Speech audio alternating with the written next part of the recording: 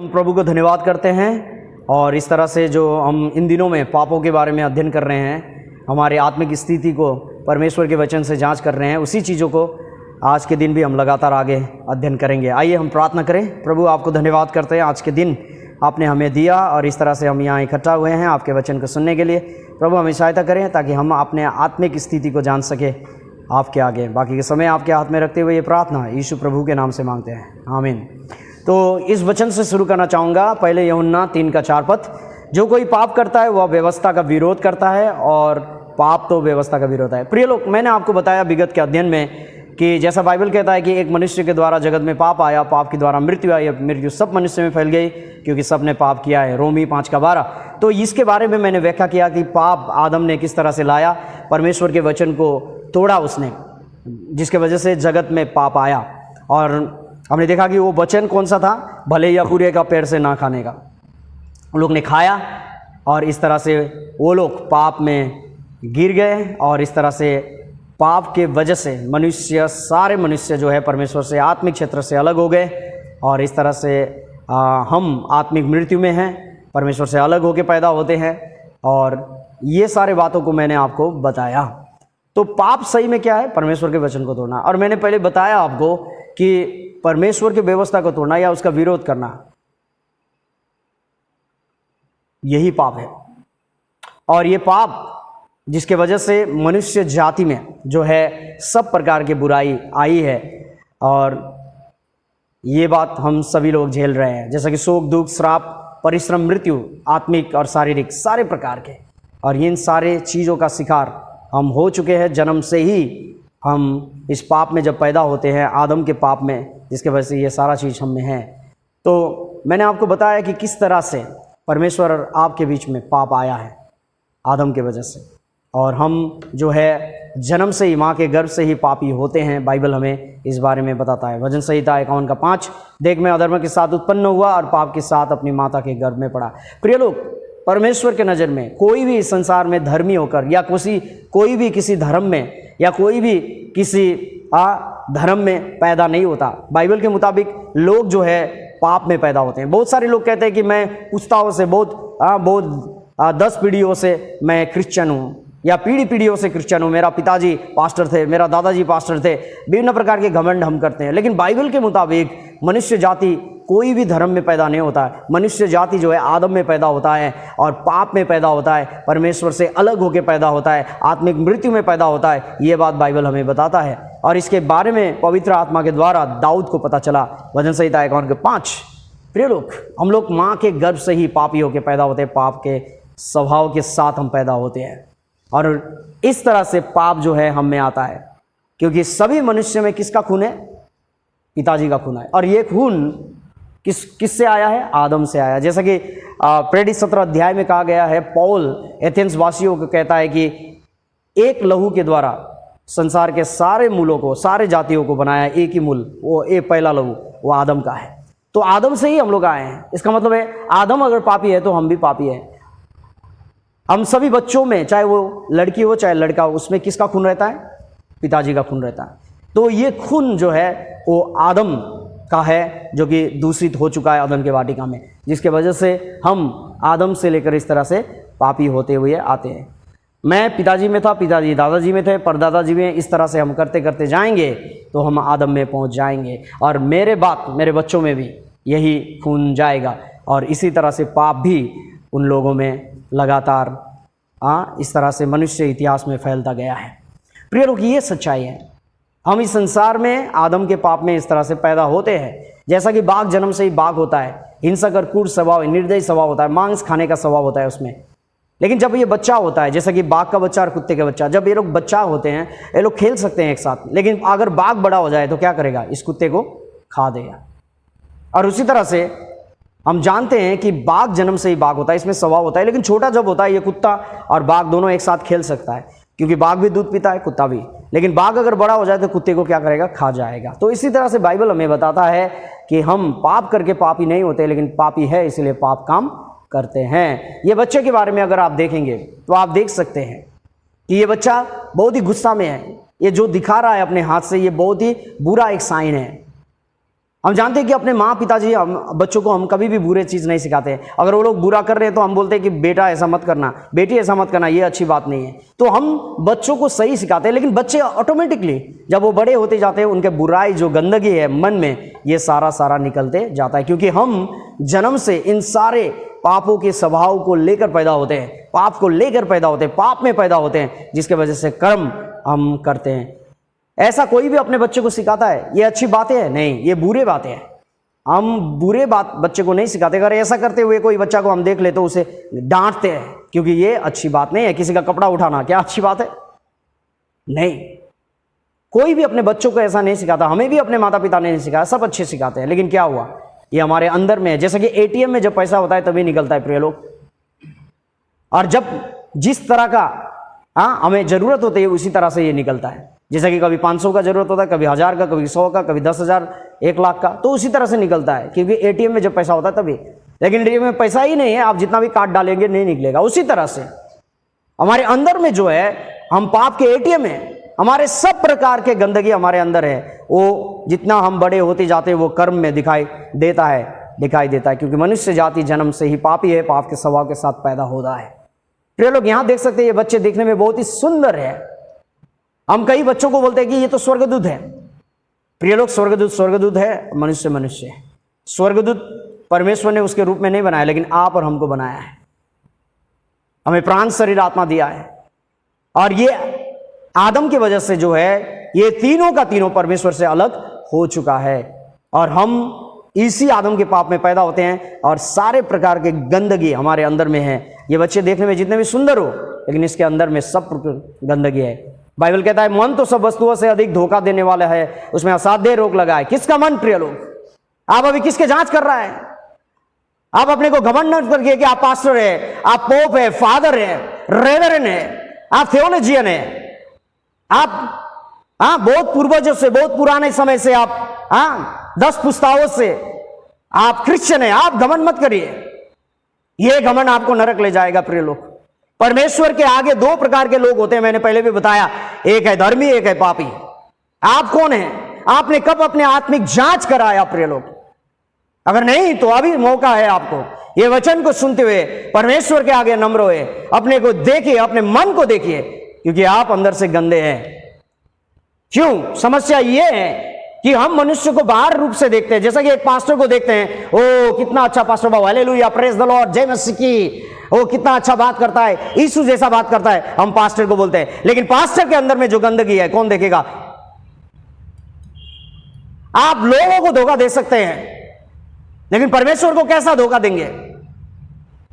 Pastor बोलता है कितना अच्छा विश्वासी, ओ कितना अच्छा जय मसीह बोलते रहता है, हालेलुया, प्रेज द लॉर्ड, गाना भी गाता है, भजन भी गाता है, ये भी करता है, वो भी करता है, दशमांश भी देता है, उपवास भी करता है, सब मेरे बातों को मानता है, वो अच्छा है? नहीं। हम इन कर्मों को देखकर हम अच्छे और बुरे का फैसला करते हैं, लेकिन परमेश्वर ऐसा नहीं करता।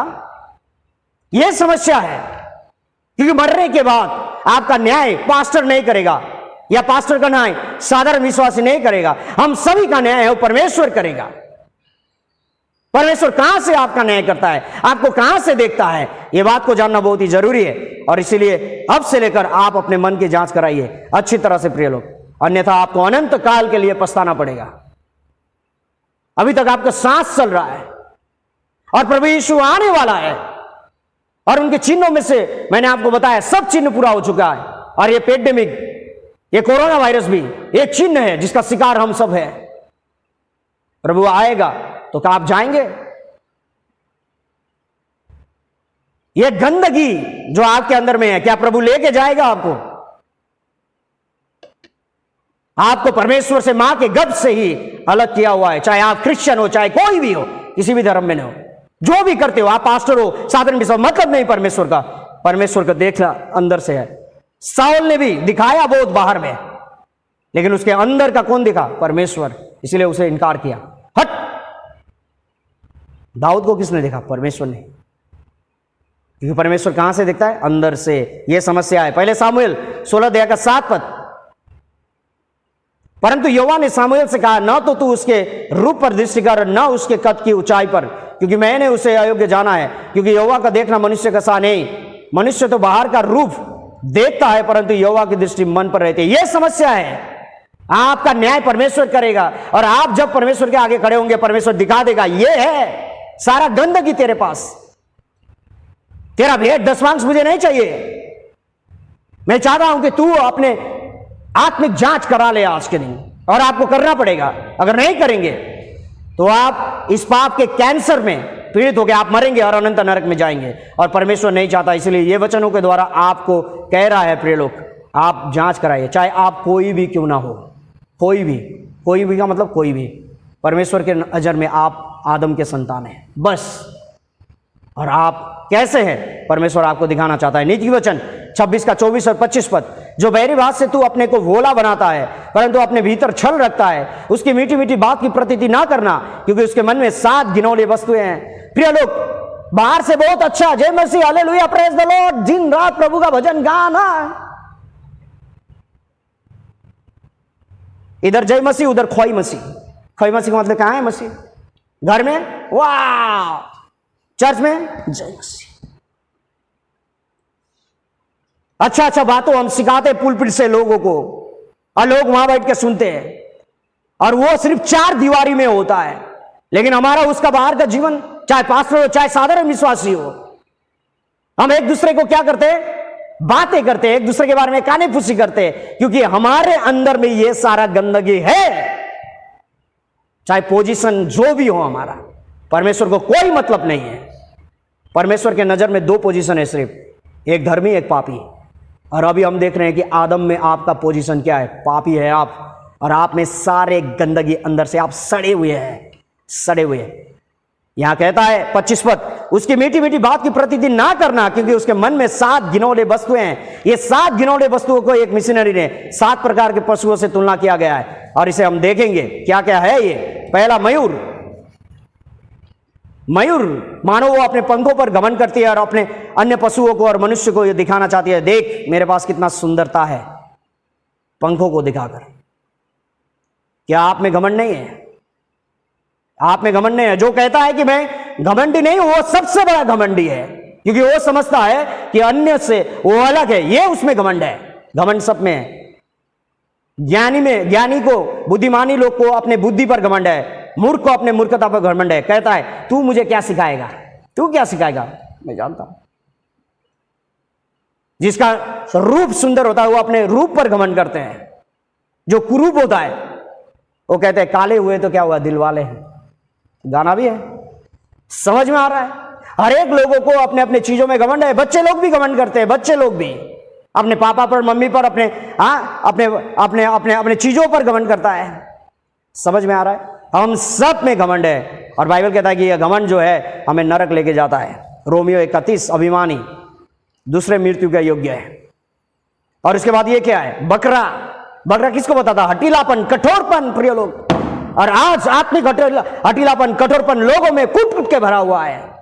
समझ में आया? ये बकरा को आप बांध दीजिए रस्सी गले पर और खींचिए, आएगा नहीं। अपने पैर को नीचे दबाकर आपको उल्टा खींचेगा। और मैंने आंखों से देखा है, मैंने अनुभव किया है इसको। और अंत में क्या करता है? ये बकरा को काट कर खा जाता है, खत्म। और आपका अंदर में भी कठोरपन, हटीलापन है कि नहीं प्रिय लोग? है, अवश्य ही, कूट कूट के भरा हुआ है।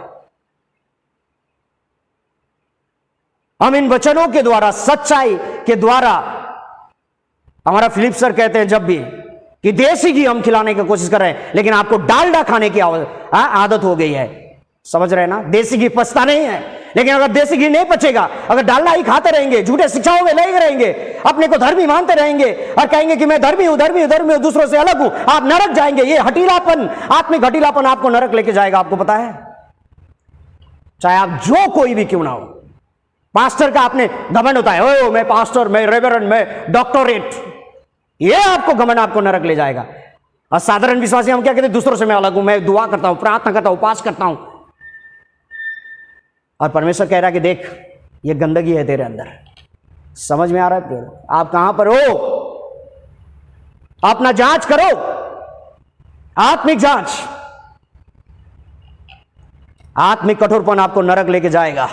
रोमियो 2 का 5, पर तू अपनी कठोरता और ढटीले मन के कारण उसके क्रोध के दिन के लिए जिसमें वो परमेश्वर का सच्चा न्याय प्रकट होगा, अपने लिए क्रोध कमा रहा है। परमेश्वर के आगे अगर अंत तक आप कठोर मन का होते रहेंगे, आप कहेंगे कि मैं ठीक हूं, मैं ठीक हूं, मैं सही हूं, झूठे शिक्षाओं में फंसे हुए हैं, झूठा शिक्षा देते हैं दूसरों को, खुद भी और लोग भी झूठे शिक्षा में फंसे हुए हैं और कह रहे हैं कि मैं अच्छा हूं, मैं सच्चा हूं, मैं सब कुछ करता हूं, मैं स्वर्ग नहीं जाऊंगा तो कौन जाओगे। ये आत्मिक कठोरपन, ये हठीलापन, ये घमंड आपको नरक लेके जाएगा। प्रिय लोग, होशियार, आप में नहीं है ये कठोरपन। ये सुअर क्या बताता है? सुअर लालच को बताता है। सुअर को हम बोलते हैं कि कितना खाता है, खाता है, खाता है सुअर, लेकिन आपको पता है पशु सिर्फ अपना पेट 70 से 80% भरता है।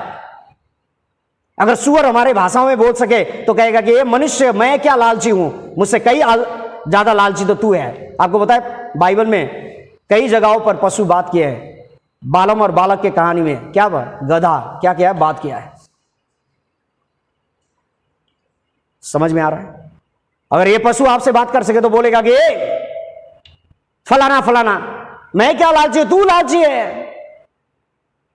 मैं तो अपने पेट 70 से 80 बार भरता हूं खाने के मामले में, तू 120 बार भरता है। हाँ, मनुष्य का कैपेसिटी है 100 मान लीजिए, और खाता है को 120। यहां से निकलता है, यहां से निकलता है, यहां से निकलता है, यहां से निकलता है, यहां से निकलता है। शुगर हो जाता है, चलने में भी दिक्कत, काम करने में भी दिक्कत। कौन लालची है? पशुओं से अधिक लालची आप और हमें। और हमें ऐसा लालच है, मेरा तो मेरा, तेरा भी मेरा, मेरा जमीन, मेरा घर, मेरा, लेकिन तेरा भी मेरा हड़प लेते हैं। मेरे साथ हुआ है, आप सभी के साथ, आप भी करते हैं दूसरों के साथ, और आपके साथ भी होता है। मेरा तो मेरा, तेरा भी मेरा, मेरा बीबी तो मेरा बीबी, तेरा बीबी भी मेरा बीबी, लेके भाग जाते हैं।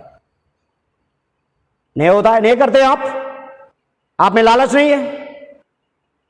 हम सब में लालच कूट कूट के भरा हुआ है। और यही लालच, परमेश्वर का जैसा होने वाला लालच, वो अभिलाषा, वो दुष्ट अभिलाषा ने मनुष्य जाति को पाप में गिरा दिया, और आज स्थिति ऐसा हो गया है ये लोग। और ये कछुआ है। कछुआ क्या को बताता है? आलसीपन को और अवसरवादी, मौकावादी को। कछुआ के आगे से छोटे छोटे पशु मछली आ जाते हैं तो अपने गर्दन को बाहर खींचकर वो खाता है, उसे पकड़ता है। लेकिन बड़े बड़े पशु और कोई भी आ जाता है, खतरा न उसके आगे मंडराता है, तो वो अपने सर को कवच के अंदर छुपा लेता है। समझ रहे हैं ना? अवसरवादी, मौकावादी। हम भी ऐसा है। आओ हम गांव को साफ करें, आज गली को साफ करें, बहुत गंदा हो गया, ओ मेरा पेट में दर्द है, छुप जाते हैं घर में।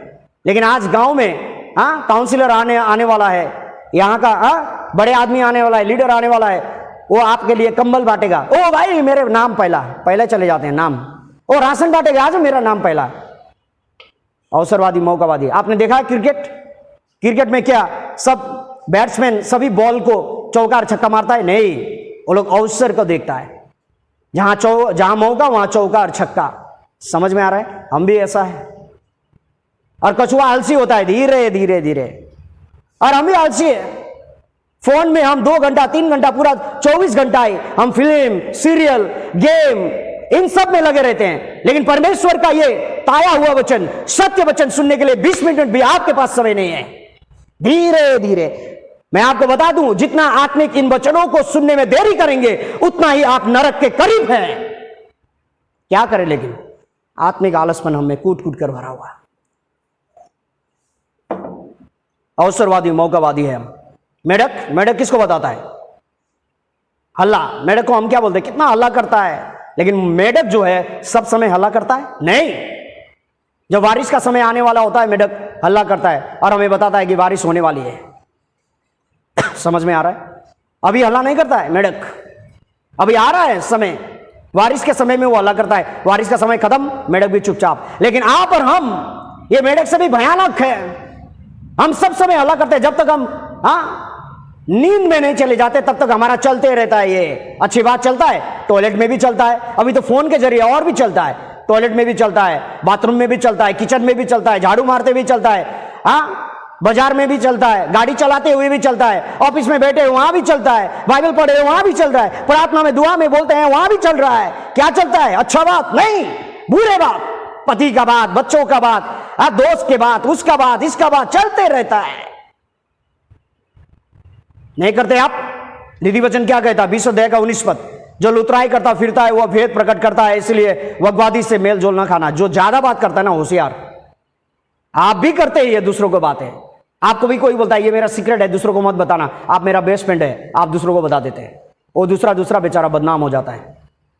आप नहीं करते, आप भी करते हैं, दूसरे लोग आपके साथ भी करते हैं। नीति वचन 18:4, क्योंकि आपको अच्छा लगता है ऐसा करना। कानेफूसी करने वाले के वचन स्वादिष्ट भोजन के समान लगते हैं, वे पेट में पच जाते हैं। स्वादिष्ट, ओ क्या हुआ, और उसका पति वहां गया ना उसके साथ मिला, और उसका पत्नी वहां गया ना उसके साथ मिला, क्या हुआ, उसके बच्चे फेल हो गए ना, और उसके बाद यही चलता है ना।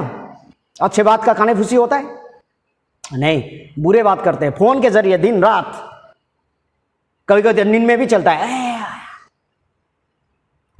ये क्या है, सांप का जीभ बहुत ही विषालु होते हैं, और इसका जीभ आगे से 2 भाग होता है, एक ही जीभ आगे से। हम भी ऐसे करते हैं, एक के साथ बोलते हैं हैप्पी न्यू ईयर, ओ बड़ा दिन का शुभकामना, और उसके पीछे क्या करते हैं, ओ ये आदमी का दर्शन किया, ओ मेरा पूरा साल बर्बाद, ये तो मर जाने से भी अच्छा था, इसका शकल देखा, मेरा पूरा साल मेरा बर्बाद, ये क्रिसमस बेकार हो गया। बोलते हैं कि नहीं? बोलते हैं, हम श्राप देते हैं, काश मर जाता है ये।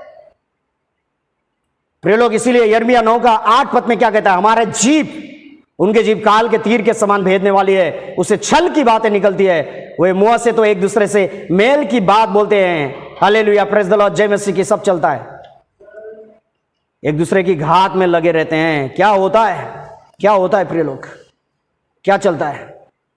यही हमारा जीभ काल के तीर के समान, हम इस तीर से कई लोगों को जिंदगी भर के लिए जिंदा जिंदा मार डालते हैं। समझ में आ रहा है? मार डालते हैं। मैंने कई लोगों को यह सुना है, और मेरे साथ भी हुआ, मैंने भी कई लोगों को किया है।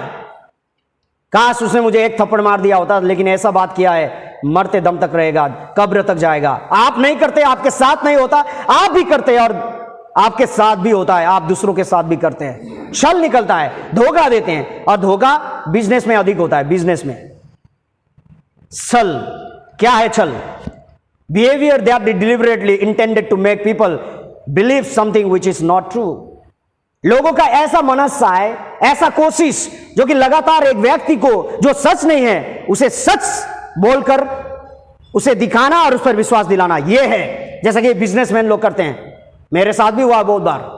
पहले मैं यात्रा करता था, विभिन्न राज्यों में जाता था सुसमाचार लेकर, और ट्रेन में क्या हुआ, मेरे सामने एक आदमी ने टॉर्च खरीदा, उसने खरीदा 100 रुपया में, वही टॉर्च मुझे 75 में, मेरे आगे उसने 55 में बिक्री किया, और उसके आगे फिर उसने बिक्री किया 45 में। अब उसका रियल प्राइस कितना है? मैं छक पड़ गया। ये मैं झूठ नहीं बोल रहा हूं प्रिय लोग, ये आपके साथ भी होता होगा ट्रेन में। क्या आप नहीं करते? आज आत्मिक धोखा देने के काम, छल करने के काम आज पास्टर लोग कर रहे हैं, पोप कर रहा है, रेवरेंड कर रहा है, डॉक्टर लोग कर रहे हैं। जो लोग अपने को डॉक्टरेट कहते हैं, थियोलॉजी में डॉक्टर ऑफ थियोलॉजी, पीएचडी करने वाले, बड़े बड़े पास्टर, रेवरेंड, हीलर्स, अपने को पोप, अपने को एपोस्टल, प्रोफेट कहने वाले लोग लोगों को धोखा दे रहे हैं, आत्मिक धोखा, और जिसका शिकार आप हो रहे हैं, जिसके वजह से आप देसी घी, आपका ताया हुआ वचन सुनने का आपका मन नहीं करता। समझ में आ रहा है प्रिय लोग? हम धोखा खा रहे हैं और धोखा देते भी हैं। नहीं करते आप? छल नहीं करते? और क्या है ये? शेर, हिंसक। शेर सब समय चुपचाप रहता है अपने बीवी के साथ, शेर और शेरनी नहीं, समय आता है वो अपने क्रोध को प्रकट करता है। उसी तरह से हम भी क्रोध को निकालते हैं, हमारे माया रहित और निर्दयी स्वभाव को हम निकालते हैं, गुस्सा निकालते हैं। कोई आके हमारा कमजोरियों को दिखा दे, बाकी के समय में चुपचाप, लेकिन कोई आके हमारे कमजोरी को दिखा दे तो ले लाठी निकाल, लाठी। करते कि नहीं प्रिय लोग?